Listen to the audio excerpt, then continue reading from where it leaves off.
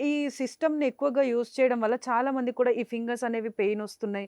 లేదు అంటే ఫింగర్స్ నుంచి ఈ షోల్డర్ ఇదంతా కూడా పెయిన్ వస్తుంది అనని అంటారు. సో, అలాంటి టైమ్స్‌లో మనం ఎలాంటి స్టెప్స్ ఫాలో అయితే బెటర్ అంటారు? సో ఇది కామన్‌గా మనం ఎవరిలో చూస్తామంటే IT IT professionals. Professional. IT ప్రొఫెషన్స్‌లో వాళ్ళు కీబోర్డ్ అండ్ మౌస్ యూజ్ చేయంది వాళ్ళకి జరగదు. అండ్ దే హ్యావ్ ఒక టైమ్ లిమిట్ ఉంటది. టాస్క్స్ ఉంటాయి. వాళ్ళు ఏం చేయాలంటే ఒక్కటి వాళ్ళు గుర్తుపెట్టుకోవాల్సింది they have to take breaks. మధ్య మధ్యలో బ్రేక్ తీసుకోవాల్సిందే. కాన్స్టెంట్‌గా మౌస్ యూజ్ చేయడం, కాన్స్టెంట్‌గా కీబోర్డ్ యూజ్ చేయడం వల్ల హ్యాండ్ ఒక పోస్చర్‌లో బాగా స్ట్రెయిన్ స్ట్రెయిన్ అవుతా ఉంటది. అయిపోతుంది.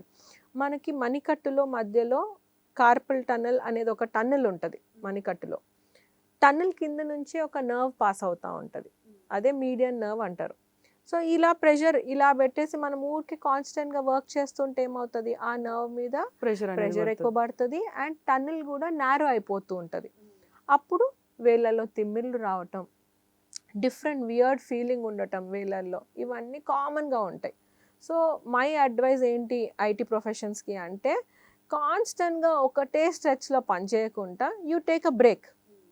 మధ్యలో ఒక 15 మినిట్స్ బ్రేక్ తీసుకోండి. ఓ 1 అవర్ కూర్చున్నారు. 15 మినిట్స్ బ్రేక్ తీసుకున్నప్పుడు ఏం చేయాలి? You do stretching exercises. ముందుకి స్ట్రెచ్ చేయండి, వెనకకి వెనక్కి స్ట్రెచ్ స్ట్రెచ్ చేయాలి. చేయండి.